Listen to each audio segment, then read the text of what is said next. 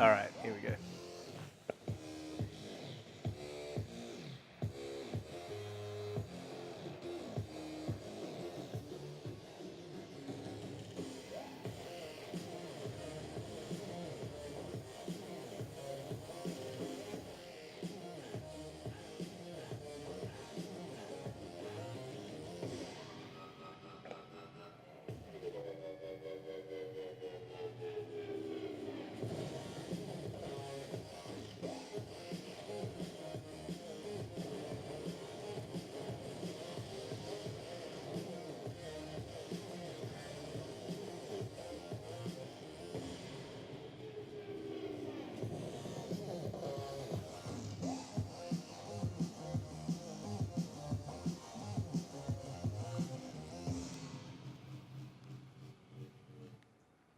Awesome. So that's my game. The trailer looks so cool, and the game is maybe like 50% of that amount of coolness. So this talk is going to be about the things we done learned with a focus on Unreal, because this is the Unreal meetup. It's also going to probably contain a lot of me paying out garbage. I'm joking, mostly. I love Unreal. I'm a huge fanboy. Tim Sweeney's God, and I'm really excited to be here and talk to other people who are interested in Unreal, hopefully more than I am, or as much as I am, more than me, probably not. But yeah, anyway, DESPOILER was our first game as a real development team. We released it on Steam earlier this year. I should probably stick to the format of my slides and tell you about me instead of the game first. I am a game designer and gameplay programmer. I really love gameplay programming because of the game design, because it's where all of the aspects of game development meet. But I probably couldn't write like finance software and enjoy it nearly as much because I love creating user experiences. There are definitely people better than me at writing code and like actually everything I do. So yay me. When I'm not making games, I really love Gears of War multiplayer, competitive multiplayer. It's beautiful. It is a masterpiece. And the other game that I've really loved recently, just to give you some more insight into who I am, Breath of the Wild is fantastic. Who's played Breath of the Wild? Who liked Breath of the Wild? Yeah, good. I didn't like that game's a masterpiece. Beg, borrow, or steal a Wii U or a Switch and play it. It's wonderful. The game design, it's just constantly beautiful. As game designers, a lot of the time you just see systems and then the magic goes away and you're like, no, whatever, I don't care. In Zelda, you see the systems and the magic is there and retained because they're just so well designed.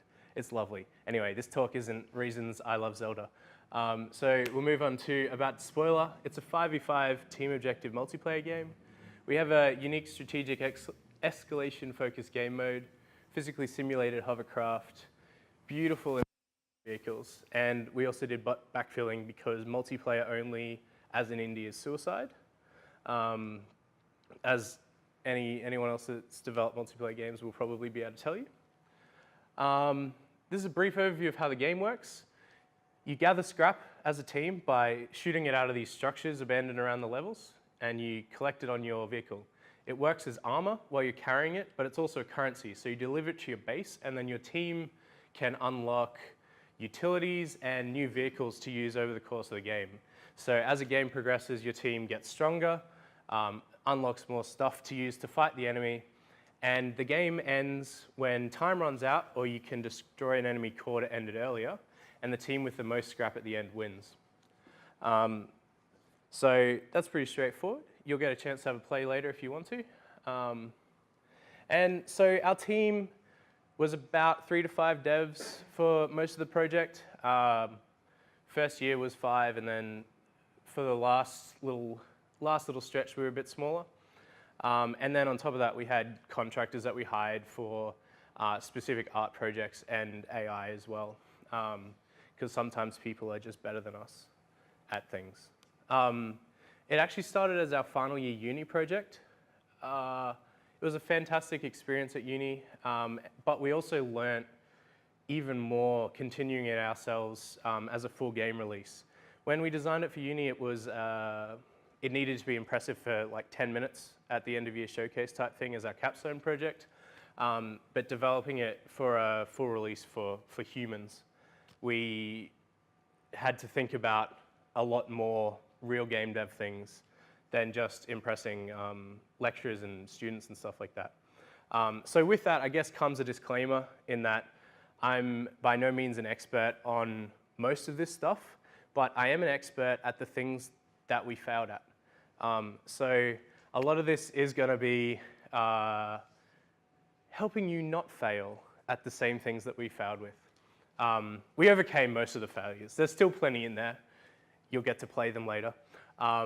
But yeah, so after uni, we did a huge overhaul to probably most systems, I'd say. A lot of Blueprint got ported to C++, rewrote a lot of stuff that was Jank City at uni, and was like, I don't know, Jank Suburb now. Did an art overhaul, which was wonderful.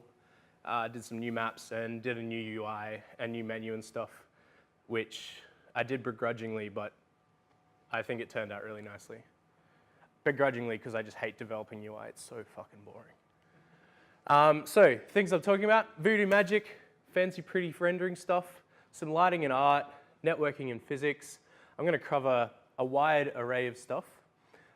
Working with gods, aka contractors, a bit about Steam, version control, and some other fun horror stories.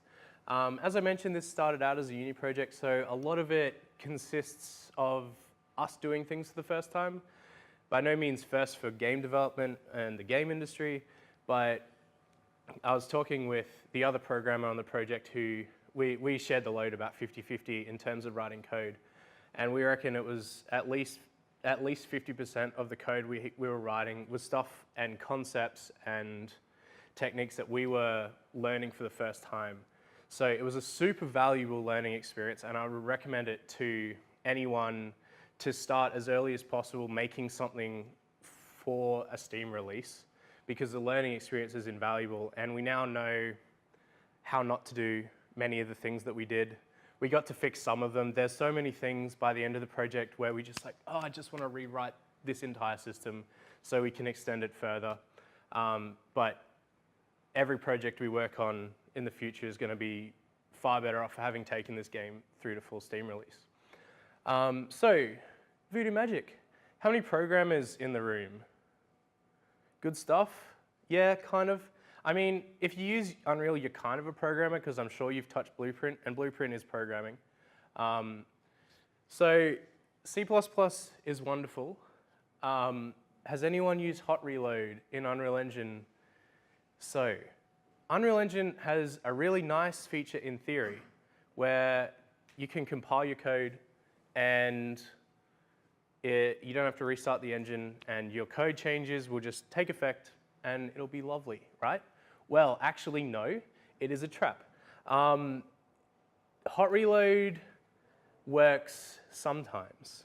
These days, it fails silently. It used to crash in around 4.16 sometimes, but typically, while it is time-saving not having to reboot the engine, particularly if you're using like a massive project and you've got heaps of art assets that have to load up every time you crack open a level. In my experience and in our experience over developing DESPOILER, Hot Reload is more trouble than it's worth. I should say before I go on, I love Unreal. And so all of this bashing that I'm about to do comes from a real place of love. I really do love the engine. It's fantastic. I wouldn't want to use anything else. Sometimes I look at the foliage rendering in CryEngine and I'm like, but Unreal Engine is fantastic. It has its pitfalls. So yeah, Hot Reload. Sometimes you'll recompile your code, and It could be as simple as you've changed some default variables in a constructor and Blueprint retains the old ones. And sometimes you'll be trying to debug and improve your hovering algorithm to make your hover car not smash into the terrain when it hits a small bump. And you'll recompile, and it's such a small change, but you can't really tell if your change in the code has actually taken effect in the engine. Then later the engine crashes and you realize that you actually entirely broke the algorithm like 30 minutes ago when you restart. I don't know why this is, and it appears that no one knows why this is. And it's not just me saying it. There's a fantastic, and I can link anyone who wants to later, there's a fantastic resource on programming C++ for Unreal the Epic Games way. It's on Udemy. It's usually pretty cheap. It's by Tom Lumen, who was a lead engineer at Epic on Unreal Engine for many years. He's also a tech artist and does much of this stuff. He recommends also not using hot reload, which was good to hear after we got to this conclusion of like, this does not seem like something that is development ready. And hearing it from an Epic developer as well, I think he's not in the capacity of Epic developer. I feel like they wouldn't let him say things like that. But if you're running into weird issues, hot reload might be the cause. If you make a code change and you're like, God damn, this code is amazing. This is going to be the best code ever. It's going to run first time, and it doesn't. You want to know that you fucked up, not the engine. So for me personally, I don't use hot reload much anymore. If it's something super simple, like obviously it's a trade-off, but sorry everybody. Yeah, scary. I wouldn't use it.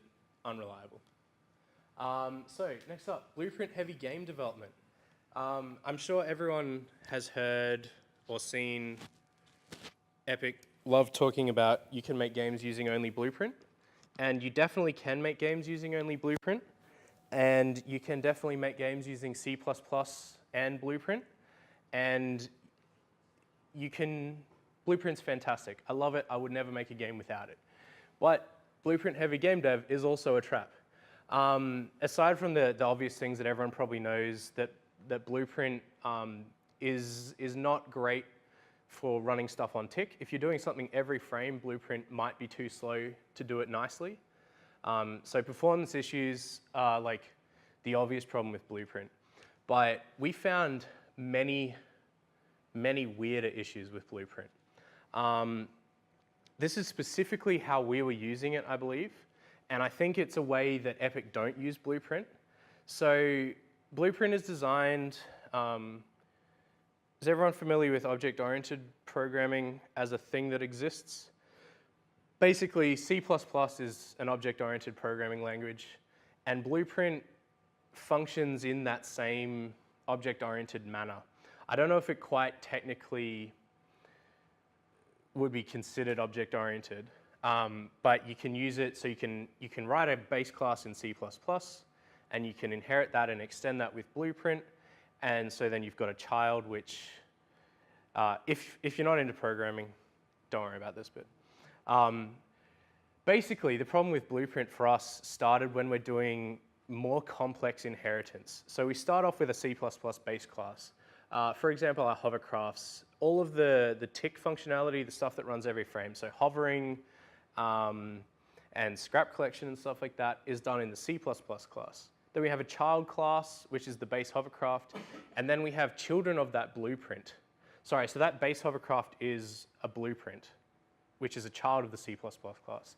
Then we have 3 more children, which are the upgraded vehicles that you might have seen in the trailer earlier. So we have 3 different types of vehicles that you can upgrade to.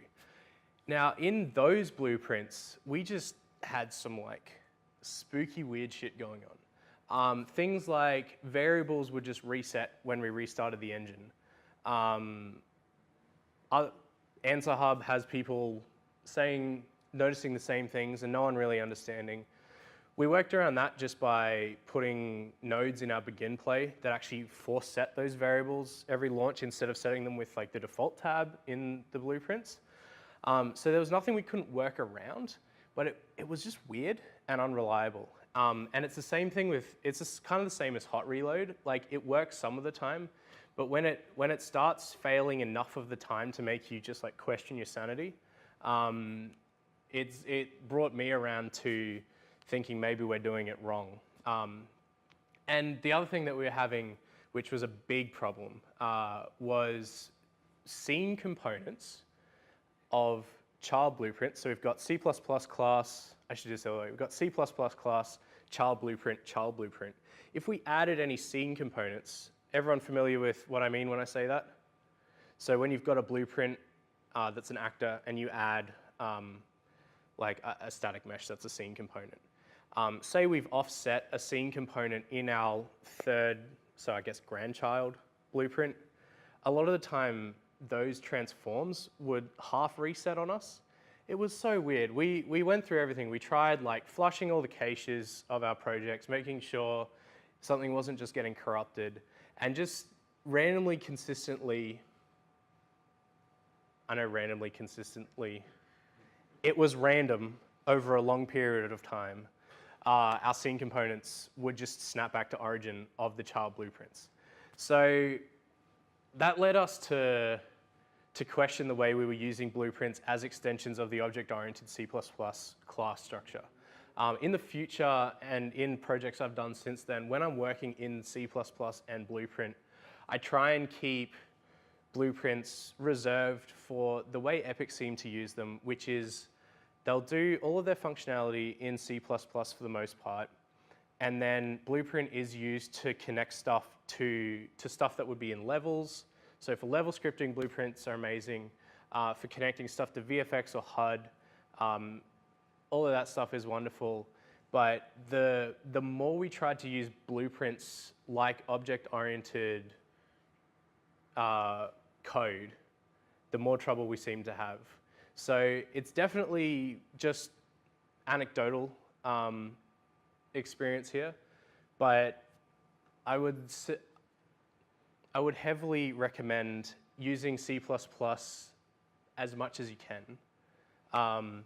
Definitely prototype everything in Blueprint. It's amazing, it's super fast. But if you can learn C++, do it. It's faster anyway, and Blueprint seems kind of unreliable when you try and do stuff that's too complex in it. By the way, feel free to shout out if anyone has any related knowledge or thinks I'm wrong about any of this stuff, because I very well may be. So yeah, feel free to just call out and boo and hiss and stuff, or cheer, like if you want to boost my ego. No, I'm kidding. Yeah, look, I had a slide for this. Sorry, everyone. Oh yeah, and there was some weird stuff with construction and begin play events where like it would fire if we'd written it in the C++, but then we set up a mesh in Blueprint, and then just as an example, the scrap that you saw sticking to the vehicle we set up a bunch of raycasts basically to find the points that we want that scrap to attach to when the vehicle spawns. But if the vehicle mesh changes after the C++ has already fired those raycasts, then all the scrap's in the wrong place. And just I think that's more our use of it than a problem, and we just got around that by calling that code from the Blueprint in the children. It wasn't a big deal, but it was just another one of those weird things where Blueprint is supposed to conform to object-oriented methods, but it sometimes maybe doesn't. I feel like I took way too long talking about that. That's probably really fucking boring. Sorry, everyone. And packaging. It's actually okay. You thought it was going to be another, it's a trap meme. But packaging, we're mostly fine with this. Just one thing that I thought that I would mention that we ran into, particularly if you're on source control, which you all should be, is if your file names are too long. So say that your root of your project is in like documents and then your name and then Unreal projects and then this project. If your file path gets too long, like packaging just fails. And we ran into that at some inconvenient times, which it's not a big deal. You can just move it to your root of C drive. If you're on source control, it's more of a pain. But try and make your Unreal projects closest to the root of a drive that you can to avoid this ever happening. Unreal now tells you how long the packaging file path is in the content browser, which is really nice. But yeah. So, some more interesting stuff. We're going to look at some fancy, pretty rendering stuff. Now, I know there's probably a wide range of people's experience in Unreal. If any of those look super familiar to many people, if that's a no, how many is that a yes for? Any? Oh, good. There's kind of. That's wonderful. I was so scared that you were all going to know this, and then I would have nothing to talk about. That's wonderful. Cool.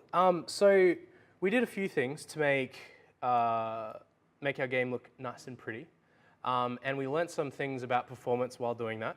So I thought I'd just show you some cool stuff in Engine about different real-time lighting techniques that you can use to make your games look really cool. This mouse is very sensitive. I apologize. Give me 2 seconds.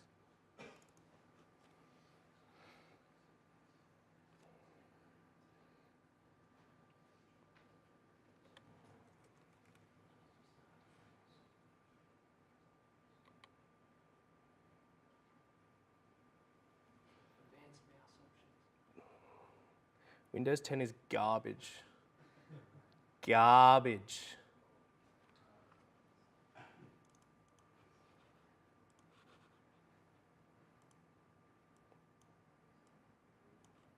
All right, there we go. Now you can only cringe a little bit while I use my mouse. Okay, so I am going to go and open up our shallows map. I think this is one of my favorite levels. It's the one with a big body of water that's nice and tessellated and displaced, which was... Sorry, what version did you ship on? We shipped on 4.18, but we started out, I think, on 4.12. Don't be scared of upgrading. Don't upgrade before a release. Make sure you've got time to fix disasters. But generally, we didn't have too much trouble upgrading upgrading versions over the course of the project. So this is 4.18 at the moment. So Unreal Engine has this fantastic feature called distance field ambient occlusion. And I'm just going to go and find a nice area to show you this. This area over here might be okay. So in Unreal Engine, is everyone familiar with real-time lighting in Unreal? Got a directional light, and you can use a skylight. I'll just toggle off this skylight to show you what it's like without it. Gonna regret it. So skylights fill in all the shadows, basically. So if you didn't have a skylight, you would have these massive black areas that were not lit by the sun. Unreal supports distance field ambient occlusion. I'm not going to go into huge detail about this, but I'll just show you some nice comparisons, basically, between having no distance field ambient occlusion. I'll see if I can make this a bit bigger.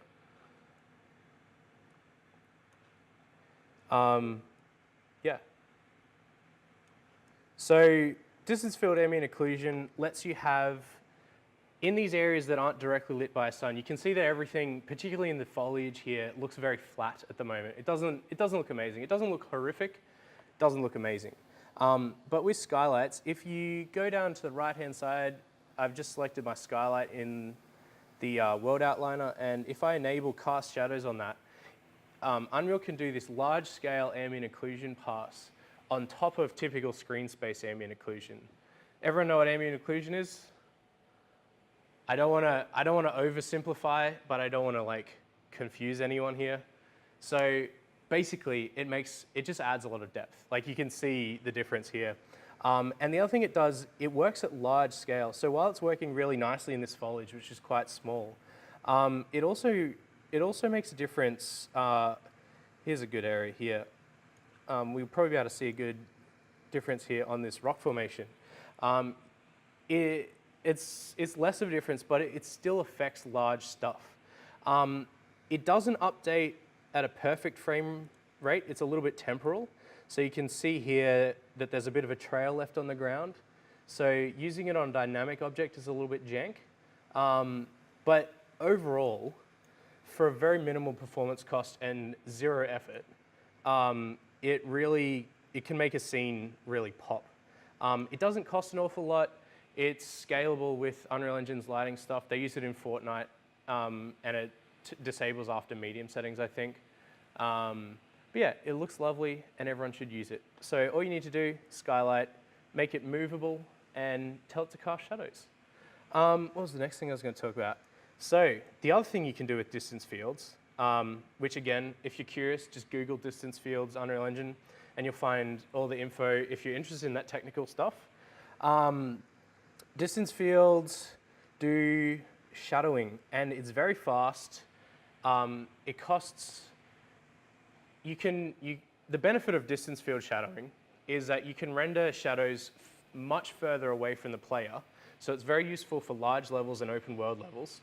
And it costs, for your typical cascade, which is like, I think 30 meters in front of the player of standard shadowing, you can then render out way further for about the same amount of performance cost. So let me just crack open another level here.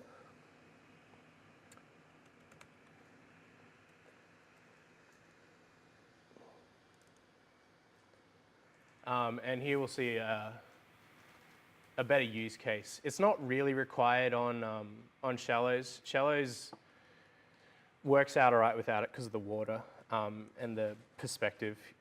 You don't really need a super far shadow draw distance. But on this level, you can really tell when the shadows don't render out far from the camera. So in this sort of middle area here, if we go in close, we can see that we've got some bushes and trees and stuff in here. When we go out, we can really see that that has loaded down to billboards, and it gets very flat very quickly. Again, it's not the worst thing in the world. It doesn't look horrible. You're never going to see it from this particularly unflattering angle anyway. But if we go into our skylight, our light source, and go into distance field, this option here, ray trace distance field shadows, if we enable that, the thing kind of popped up and ruined the before and after. But you can see the big difference that it makes to all of those bushes and stuff, which are now casting a full shadow, even though they're just billboards, because distance field casts off the load 0 distance field. Again, Google distance fields if you want to. But you can see that there's a big, it just adds a lot of depth and realism that you might not pick up on, but it looks really nice when your shadows can draw into the distance like that. Something that it doesn't like doing, of course, are these giant structures. I assume, well, maybe I probably shouldn't assume, everyone knows how to set up a fast shadow. It's basically a checkbox, and for something, if you need something to render like a massive structure, like we have in this level, to render shadows very far into the distance, you can have a very low quality shadow that doesn't cost very much, that you only want specific objects to cast. So I'll just show you what that looks like with it on. So we use the fast shadow just to make sure that these massive structures still cast a shadow, so you don't see that drawing in as obtusely.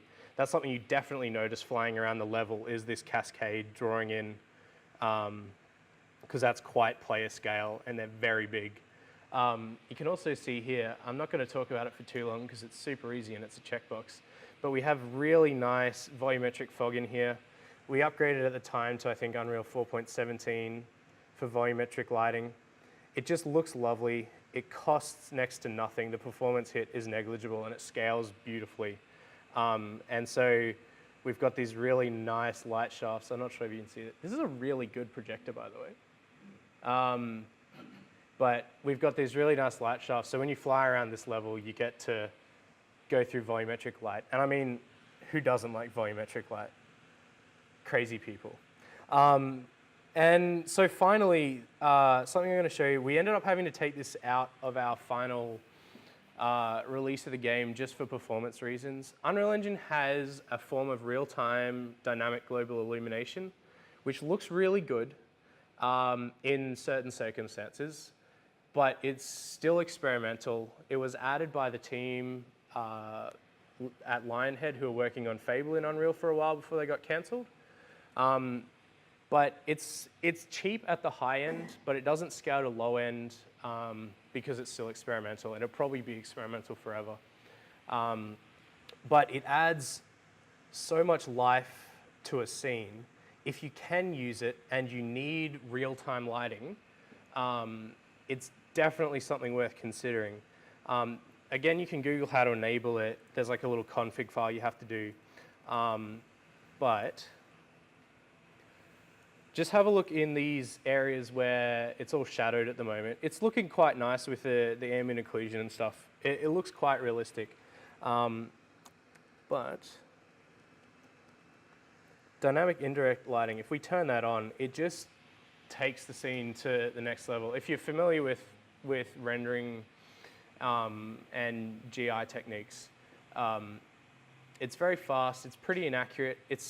You can scale the zone down so it doesn't render as far into the distance, but is much higher detail. For any tech people, it uses a scene voxelization. And I'll go over here and show you another comparison. Basically every tree in this level looks so much nicer with it on. And you can see it's bouncing light from the sky, from the sunlight, sorry, I should say, up onto the undersides of all these trees. And it looks very natural and very beautiful. And yeah, I think that will probably be enough for showing you that. There's another area over here, if I can. And I'll just let this play for a second.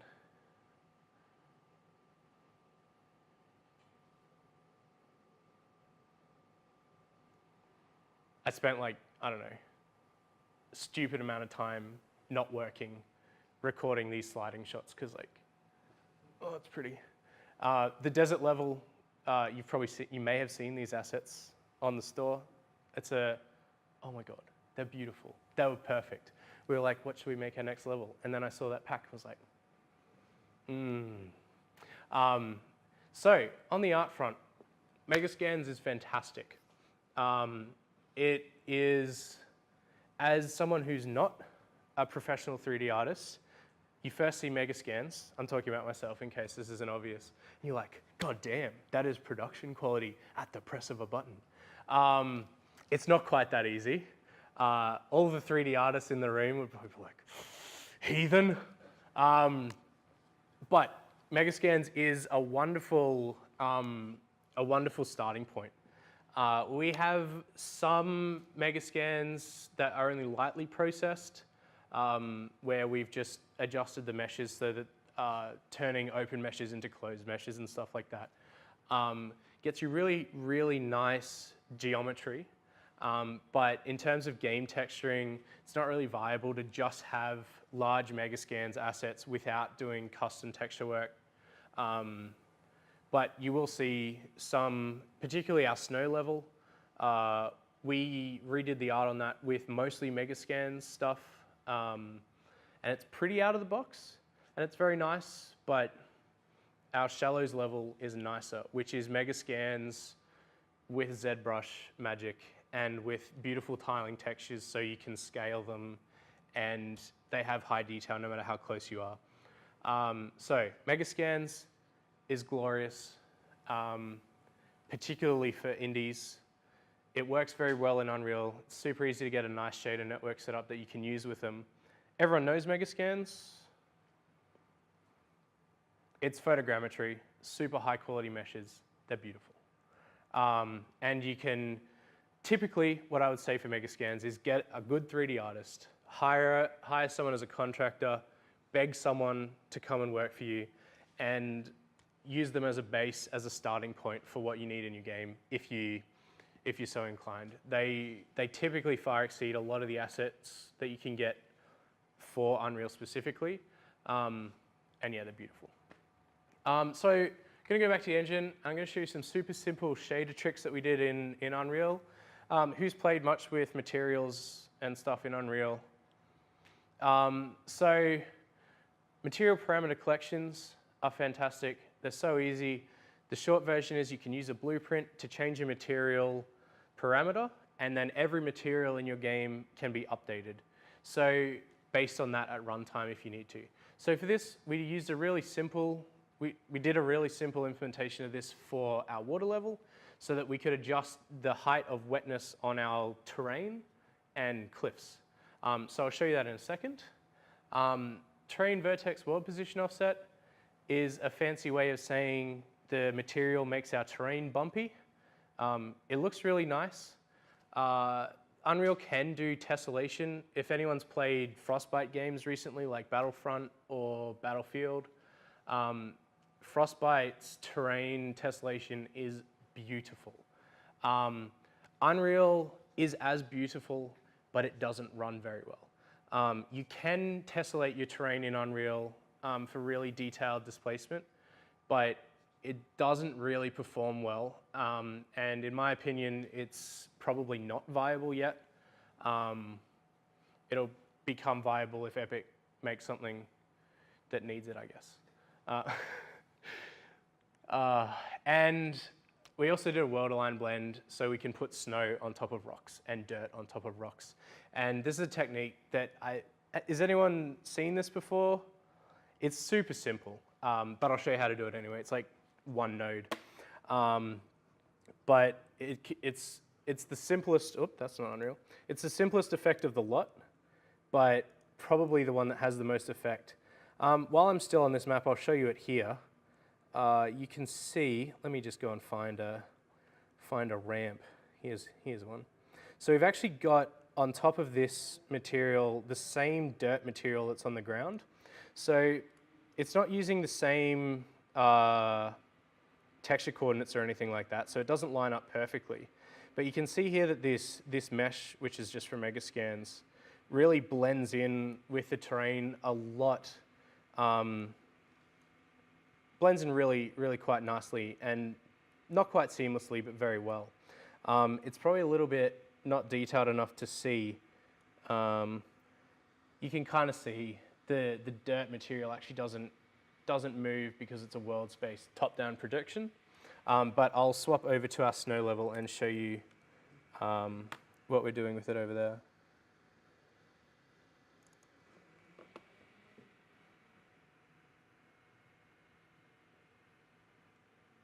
I'm working backwards up this list. So the first thing we're doing is waterline blend.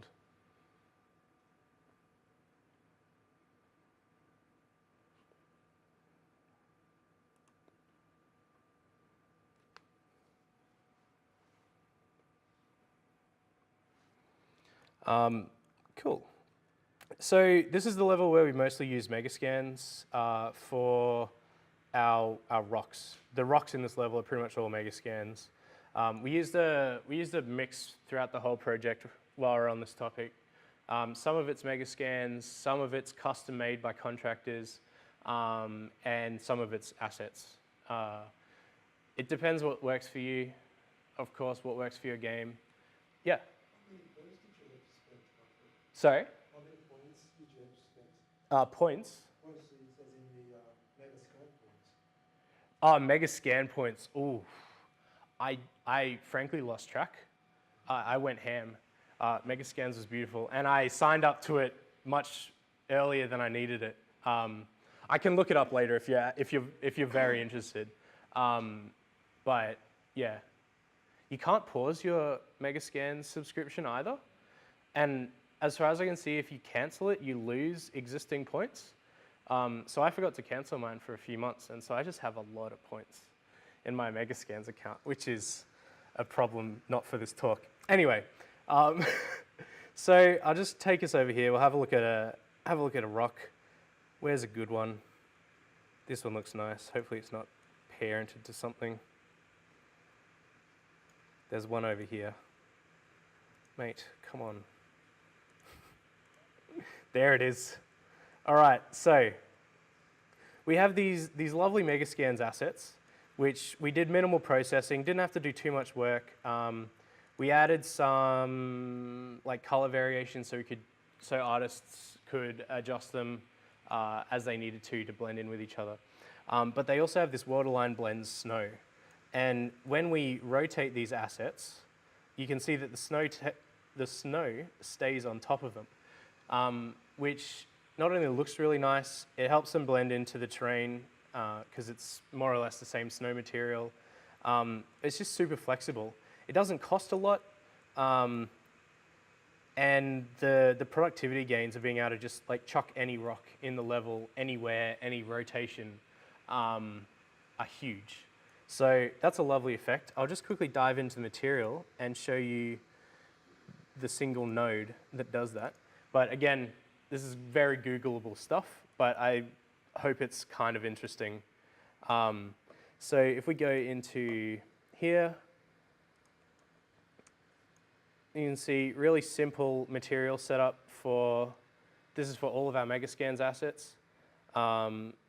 And I have done a material function called material functions top snow. Inside of here, I just put in a material function so I can slap it onto any material really easy. Is everyone familiar with material functions? It's basically, you can create a node that does a thing in any material. Google it if you want more information.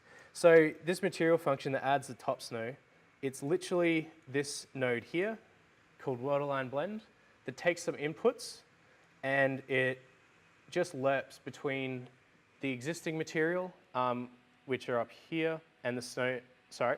So these are the inputs of the normal roughness, etc., of the rock. And then it's just lerping between that and this snow material, which is very simple, all this is, based on if it's a pixel that's on top, basically. Does that make sense? That feels like a terrible description. It puts snow on top of things. You can Google it if you want to do it at home. It's very easy.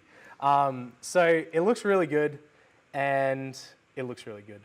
Do it. And in a more subtle area here, you can see that this rock really just sort of, these multiple rocks really just disappear into the snow face and blend very cleanly until you get too close and it kind of breaks. Cool. So while we're in this level, we are going to talk about that thing where I said your materials make your terrain bumpy.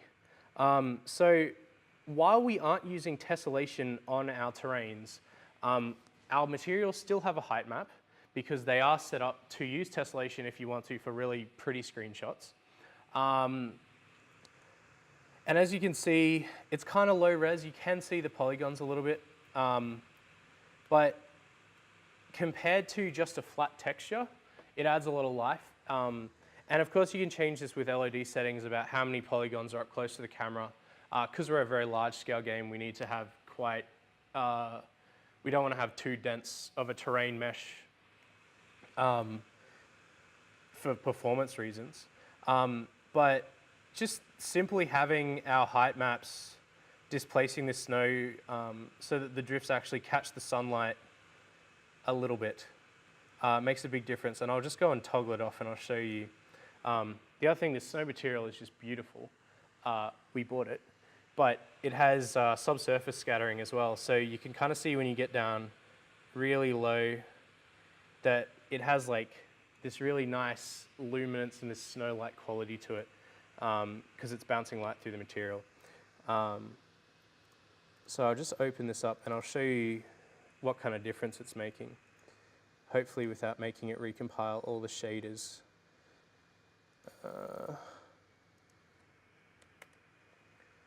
Cool, let me just... So this is with no displacement, and this is with 0.03 displacement. So 0 and then 0.03. So it's a very subtle difference, but it's very cheap. It doesn't really cost anything to add it to your shaders. And yeah, it's a really nice way to just add some more life to areas that would be a flat texture otherwise. I wish PUBG did it, because those flat textures make my eyes sore. I shouldn't be throwing shade at devs, but come on. PUBG needs to look prettier. All right, just edit that out, thank you.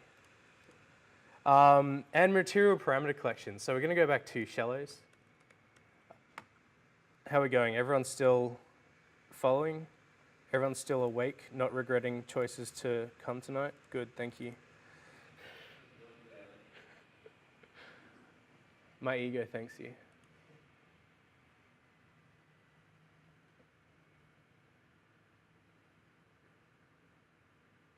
So in this level, we have this beautiful water surface. And you can see that the water affects the sand here. And so the sand gets a little bit wetter when it's close to the water. And also our cliffs get wet at water level. This is super easy to accomplish. Again, like I'm no huge tech artist, but I'm like, I want to make my stuff wet because there's water near them, so I'll just Google how to make stuff wet when there's water near it, and it'll probably come up. But this is a good example of how to use, or how you can use material parameter collections for easy stuff. So our materials are set up to reference our material parameter collection, this water height value, and in world space, make everything wet below that value. So if we want to change our water height, we can affect it on all of the materials in the levels. So this is just an ease of use for the artists that we hired so that they could easily hook in with our stuff and we could change their code and we didn't have to dig through their shaders. But you could also use this if you're going to have a level that floods over time.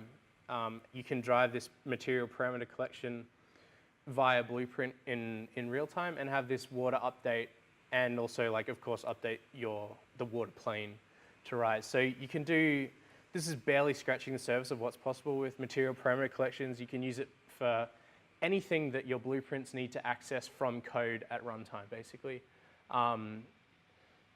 Typically, in the past, another main use, interactive foliage, you'd use a material parameter collection to contain the world location of your player so that your foliage materials can interact with their position.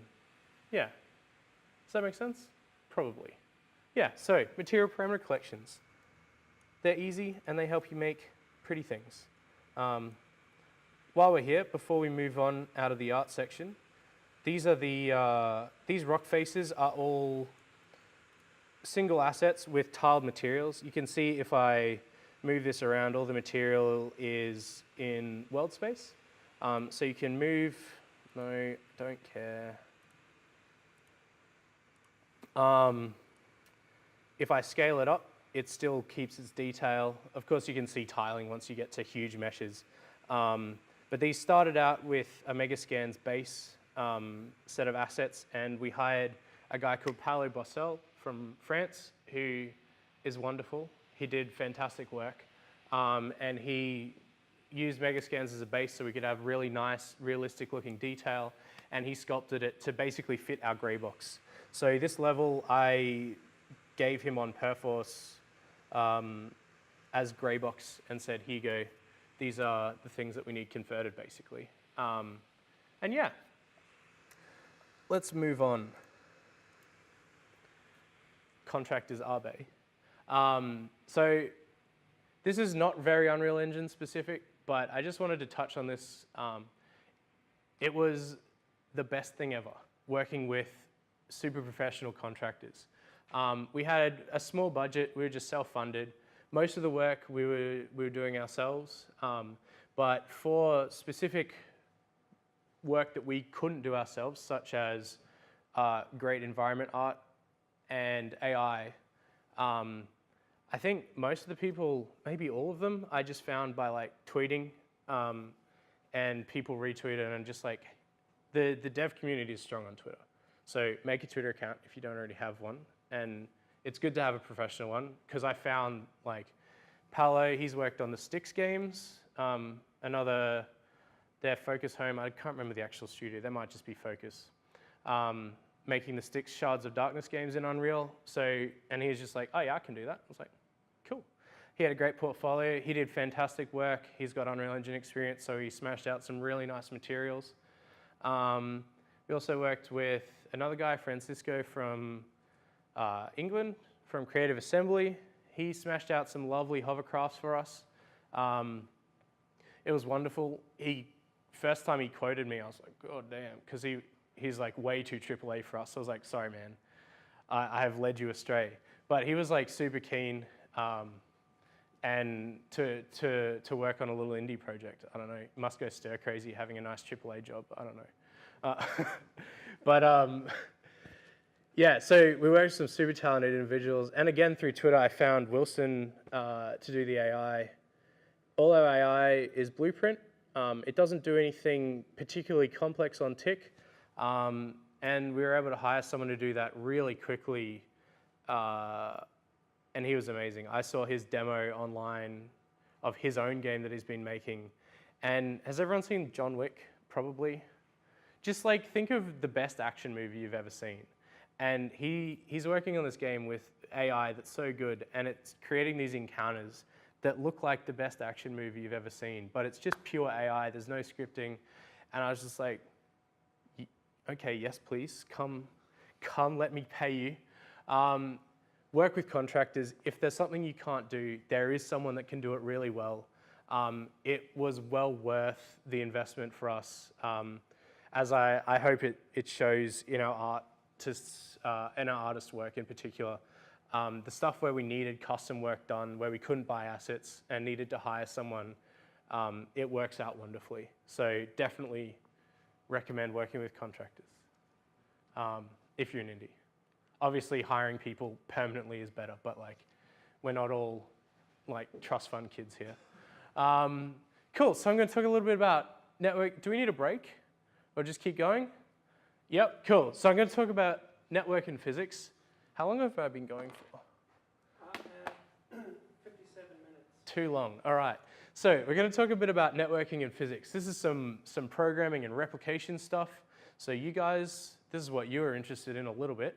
Unreal Engine uses, and this is mostly programming stuff, so artists, if you don't care, that's okay. Fall asleep, I don't mind. I do mind, I'll be deeply offended. I'm kidding. So we did vehicles that were fully physically simulated in Unreal Engine. We kind of bit off more than we could chew at first. Unreal Engine has some interesting quirks to do with how it does physics and how it handles authority for physics. So I think I have a good slide for this. So physics problems that we dealt with. Physics is non-deterministic, which is a fancy way of saying if I add 100 force on the server in this direction and I add 100 force in this direction on a client, the end result is not always going to be exactly the same. Which makes it difficult for new developers such as ourselves to network that physics in a way that is server authoritative. So Unreal Engine works in a way where the server is the boss of everything. Even in peer-to-peer, someone who's hosting a game is the server, and if I'm controlling something on that server, I have to typically press forward on my computer, and then it'll tell the server, hey, I want to move my vehicle forward, and then the server will tell my computer, hey, okay, you've moved forward this far. Which, with physics, in this case, let me rewind. With characters, typically you do a thing called client-side prediction, where I press forward on my computer, my character moves forward where it thinks it's going to go, and then the server is like, okay, yes, you move forward, and we'll tell you you move forward. Has anyone ever played an online multiplayer game where you've rubber banded back to a place you were before? So rubber banding is what happens when the simulation on your computer is the same as what's on the server, and the server's like, hey, nah, you got to go over here. And with physics being non-deterministic in Unreal Engine, we would run into a case where, as amateur programmers, if we were to do client-side prediction, you would just be rubber banding like the entire time. And it may not be huge rubber bands, it may not be huge teleports that it's forcing you to do, but it'd be enough to interrupt the flow of the game. The other option, which we had in our initial alpha, which was just horrendous, was that the server's fully authoritative and we have no client prediction, which means that you have to wait for the round trip of ping, so 60 milliseconds or 120 milliseconds, for the server to say you've moved, which ends up just feeling really bad. It's like, it's a really laggy connection, but also your direct player input is affected by that laggy connection. So that doesn't work. So what we ended up doing with DESPOILER, and on my previous slide I said it's kind of dirty, but it feels good, is that our clients have authority over our vehicle's movements. So Unreal Engine does use a server authority model where the server is supposed to be 100% in charge of what happens all of the time, but we basically read from the clients the movement data and then replicate that to all the other clients. If this is getting too complex, basically the client gets to feel really perfect control over their vehicle, and it looks good for everyone else, but everyone else sees a slightly smooth, slightly fake version of the movement. So from this, the main takeaway for people who don't want to get too complex into technical things is don't use physics-based controls with multiplayer. So Rocket League. Sorry, what's the terminology of the client using the client? So there's a few. So server authoritative is what Unreal Engine is. Client-side prediction is what most games do. And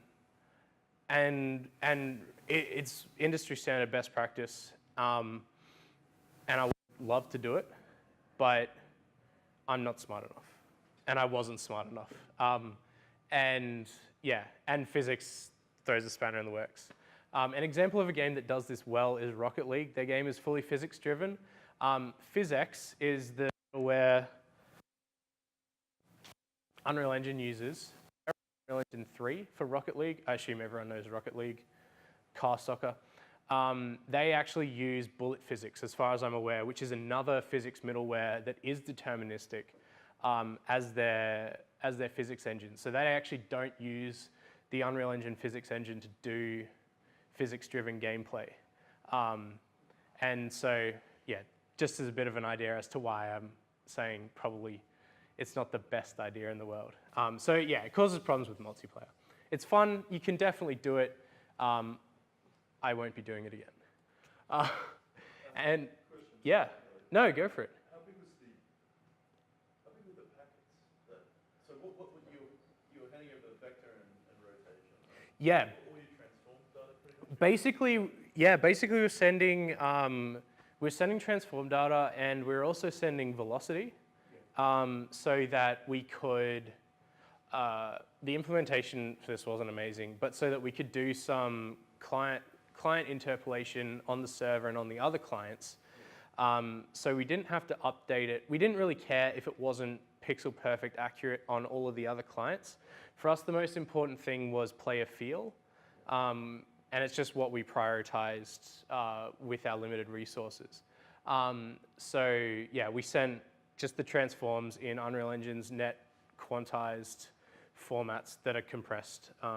Pretty basic stuff. It was, if you've read a lot of stuff about Unreal Online, it was inspired by a post by a guy, Rama, who you might have seen kicking around online. He's great. But I can link you to that, and I can show anyone in more information, in more detail if anyone's interested / needs help with that kind of stuff. And then the other two problems we ran into, sorry, does that answer your question? Yes. Cool. So the other two problems, and these were less complex and easier to fix, but also kind of like, gross. Sim is frame rate dependent. So if your frame rate is faster without fixes in your own code, and if you're using physics, your physics simulation is going to move faster. So in our case, because everyone is driving a physical object that is hovering with physics forces and being flown forward with physics forces, without us interfering with this process in code, if you had a lower frame rate, you drove faster. And there's a lot of information by smarter people on this than I, but we basically went in and did we kind of reverse engineered this process. Look at how much slower you were getting. It was very, very sloppy, but in the end, you shouldn't feel it, which is the main thing. And we basically just made sure that the travel time from point A to point B was the same at a number of frame rates with the algorithms that we came up with in code. I could show you those if you're interested. They're disgusting. You can probably write better ones. But yeah, and so we're 99% physics controls, which is why that was an interesting problem. Unity has fixed update, which is nice, and I miss it.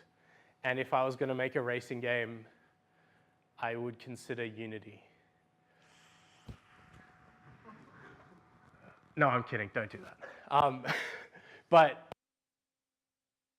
you can deal with them. But if you want to make a game, maybe just don't make a physics-driven game. That's my takeaway. I'm a little bit burnt, obviously. I won't be doing physics for a little while. I'll probably forget and come back to it eventually. And Steam. So naively thought it would be clean and just work because like Unreal Engine has Steam support. Wonderful, cool. Before I get into the Unreal Engine thing, I will mention that early access is surprisingly restrictive. Anyone got anything on Steam at this point? Anyone had a look at the developer portal? It's interesting. It's all like pretty NDA, but early access is, they really want you to create a game that is going to be developed alongside the community. As a consumer for a long time, and I think people can probably relate, is like when you get on Steam and you're playing an early access game and it just feels like a buggy version of the thing that's going to be released later. I just assumed that early access sort of equaled beta testing playground. Like it's early access to your game that's not quite finished. But we actually got rejected from Steam early access because our game was too finished. Which at the time was like, why? But yeah, they really want you to have a game on there that is going to change based on community input, not just using the community to test before the game is released, if that makes sense. So if you're considering early access, that's something that really surprised me the most and really burnt me the most because I was completely expecting to be able to use Steam to test my game in a sort of safer environment than just releasing it and being like, man, I hope this doesn't crash a lot for everyone. Because of course, as an indie, you don't have a QA lab with a bunch of different GPUs and stuff like that. But yeah, there's a bit of a learning curve. There's a lot of posting on forums, so once you get past that, the Steam process is excellent, and I recommend it. Version control. Yes, you need it. Who is working on a game dev project at the moment? Who is working on a game dev project without version control? So that is good job. For anyone who's not into this point yet, does everyone know what I mean when I'm talking about version control? Everyone heard of GitHub, Perforce? Set it up. It's super easy. We use Perforce because it seems to be the industry standard for Unreal Engine game development. Epic use it.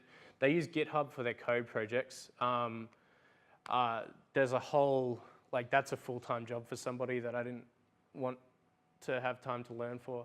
So we did a good indie development version of it, which was nice and simple and worked. We use Perforce. We use a website called DigitalOcean for hosting. It's super cheap. I'm not endorsed by them, but like their service is fantastic and it costs next to nothing to get up and running. Google it a bit. There's a great blog. I can link anyone if you're interested in it. But for anyone who's not familiar with using Perforce, basically you make a change, you upload it to the server. Anyone you're working with can download that change to their client, and you can always roll back. So when you change a blueprint construction script and then realize it's crashing your entire project and you've just lost 3 weeks of work because you didn't have a incremental backup, you can just roll it back and it's super easy. Version control is fantastic. Definitely use it. There are lots of great resources on how to set it up in Unreal Engine. Yeah. And so to finish off, I've got some some fun horror stories. There were some days where I definitely felt like jumping off a cliff. I hope someone gets this joke, because like if you don't, I'm gonna be real sad. As Cliff Blazinski, my favorite developer. So we had some interesting experiences using seamless travel. In Unreal Engine, in multiplayer, you can enable this thing called seamless travel. It's actually required for you to use the Steam APIs to use seamless travel. And all it means is that you can move between multiplayer levels while keeping all clients connected, and you can retain data like kill death and their score when you travel to a new map. So we had it enabled, and for some reason, like, again, this is one of those randomly consistently problems. Our game would just crash. It'd be sometimes a server, sometimes just a few clients, sometimes all the clients, but it was a huge blocker, and we couldn't do a play test without everyone crashing at least once when we changed maps. And it wasn't a huge blocker to development. We could still develop everything and crash during play tests, but it was a huge pain in the ass, and of course we had to fix it before shipping. Well, I mean, we could have not fixed it, but like, that would have been garbage. I'm sure someone's done it, where the game crashes every map change. Anyway, we spent so long trying to work out why this was doing it. Ages on Google. We considered ditching seamless travel. That was looking really promising, because we were like, well, seamless travel's a problem, it has to go. But the Steam API doesn't let you server travel without seamless travel, so, okay, well, we can't just flick it. And in the end, I found an Answer Hub post of someone having a similar experience with a similar set of causes and functions. And turns out, if you have a dynamic material instance in your level, when you seamless travel, it will sometimes crash. And so the solution to this, after literally months of head scratching on and off, was delete anything with a dynamic material instance on it. So for us, that was just delete all our cars before we changed level, and it stopped crashing. So yeah, good to remember that one in the future. The UE4 Steam implementation is our next horror story. Man, I've bashed UE4 so much. I hope no one at Epic sees this. Probably not. Jono, just don't post it. Let me leave the country. Implementation is a strong word for the UE4 Steam implementation. At first, it's like, oh, this is so easy. I don't have to do anything to get Steam up and running. But the further you go with development, the more you realize that it's kind of jank, and like, there's a lot it doesn't support. Stunningly, there was a big feature that it was missing that's just been added in Unreal 4.20. So like, good on them. This might be outdated information, but I would still recommend buying the UX plugin if you need to use Steam. UX plugin is written by some god. I don't know what his deal is. He just really likes coding. And he has implemented from scratch, from square one, the full Steamworks API, the Steam Web API. So you can have 100% access to Steam and the Steam Web and the Steam Friends features via C++, all Blueprint. It's so good. It costs a little bit, but I was getting to a point where we were having some issues with our Steam implementation that I was willing to pay so much money for someone to fix. And I found his plugin, which was still under development at the time, but it's just wonderful. It lets you, so the Steam default implementation in Unreal lets you create multiplayer games. You can have a server browser, and you can connect to games, and it works. UX lets you do everything that you could ever want to do on Steam. It lets you do achievements, it lets you do leaderboards. It's wonderful. And I will shamelessly plug that plugin forever, because it fixed all of the problems that we were having that we needed to fix before launch. Oh no, cheesecake plate. No. Thank you. Yum. biggest thing, and this isn't something that I even expected it to do, is he does this really cool thing called nat punch, which is kind of technical sounding, but the best part is you don't need to worry about it. But it means that every player can connect to every player anywhere in the world, and no one ever needs to port forward. So you can do peer-to-peer networking. You don't need dedicated servers to guarantee that everyone can get connected. And it will punch through like 90% of everyone's home modem firewall. So all of your players can host a game and the world will be able to see it and connect to them. So if anyone has developed multiplayer games before, or if anyone's tried to play COD or Halo on Xbox and it said your NAT type's moderate, those are the kind of problems that I thought we were just never going to fix, and it was just going to be our technical users that hosted servers who could port forward. But UX just solves that. It's not even a problem. It's wonderful. Buy. I think it's like, it might be $500, so it's kind of expensive, but in terms of value for money, it's definitely up there. It's incredible. And the Instant Static Mesh Grand Prix. This was a wonderful, wonderful experience. So for our hovercrafts collecting scrap, we use instant static meshes. These, again, a bit of a technical term, but basically it just renders copies of the same mesh a bunch of times, and it doesn't cost extra for your GPU to render them. So if you had, we have a one-to-one representation of the scrap that you've collected. So each car would have 500 copies of this scrap mesh on it. And if we just use normal static meshes, it just wouldn't run. It'd be way too slow for most graphics cards. It would be silly. So we use instant static meshes, which are very fancy. No, they're not. It's basically a subcomponent. You put on your thing, you say add a mesh, add a mesh, add a mesh a bunch of times every time you want to create a mesh. And it just does it really cheap. Unfortunately, when I first wrote this system, it was kind of crap. So I rewrote it later on when we added AI, because we needed our AI to be able to collect scrap from the level, of course. So I made this a component that I could just put on our player vehicles, I could put on AI, I could put it on a rock, and the rock would be able to collect scrap. I was so proud of myself. I was like, God damn, this is some nice code. But unfortunately, it crashed like all the time. And I was like, this was supposed to be the best. And it turns out that adding, and now I'm probably going to out myself as not a marvelous programmer, as an inexperienced programmer, a promising upstart programmer here. And I was adding and removing instant static meshes basically on tick. So every frame as you collected stuff from the level. Now, I was actually kind of right that my code was really good.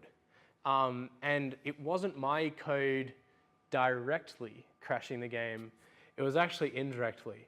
And now, this is mostly just a good story about me hating my life for a while. But if you ever use instant static meshes, I recommend not updating them on tick. Not spawning or adding instant static meshes on tick. Because turns out, I think we were having some like racing issues. So the GPU was trying to get a new instant static mesh ready, and the CPU was like, hey, let me do stuff to that. But the GPU wasn't ready, and the CPU was like, hey, nothing exists. GPU lied, and then it was just getting stuck and crashing. So don't spawn instant static meshes on tick if you're going to be removing them the next tick, is what I'm saying.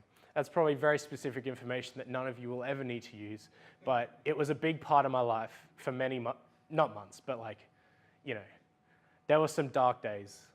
And this is a fun horror story because it's still in the game. For some reason, in Unreal Engine, you have a player controller, it's called, and if you've done blueprints, you'll know what a player controller is. If you haven't, don't worry about it. It's the thing that represents my will as a player in the world. So, and that's all you need to know. And if you don't have a player controller, the player can't do anything, and lots of things don't work, and it's weird. And you should always have a player controller. For some reason, after we server travel, our references to these player controllers sometimes become invalid. And it's like, nah, that's not player control. And we don't know why, and we still don't know why. So sometimes, when you're in a multiplayer match, you'll travel to the lobby after the menu, the lobby menu after the game, and all of your UI won't load properly. And you'll be like, these devs are scrubs. And then you'll hit us up on support and be like, won't fix. And I think that's where I'm going to end this note. Thank you very much for having me. Tim Sweeney's a god. You can connect with me on Twitter if you want to. I mostly post about how good Unreal Engine is. I'm kidding, but I'm probably not kidding. Yeah, if anyone has any questions, I love talking about this stuff with people. Yeah, thanks heaps for listening.